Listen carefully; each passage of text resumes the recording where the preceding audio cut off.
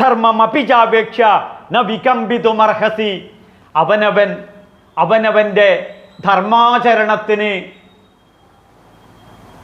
നിലകൊള്ളുന്നതാണ് അയ്യപ്പ സ്വാമി.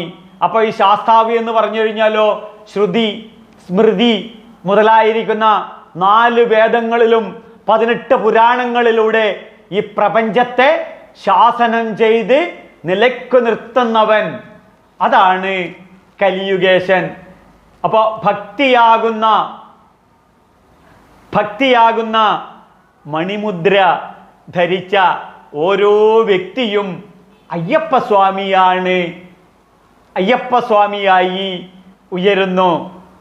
അപ്പോൾ നെയ്മുദ്ര നിറച്ച് ഇരുമുടിക്കെട്ടുമായി വിശുദ്ധിയിൽ നിന്നും വിശുദ്ധിയിലേക്ക്, അഗ്നിവിശുദ്ധിയിലേക്ക് ഒരു തീർത്ഥയാത്ര.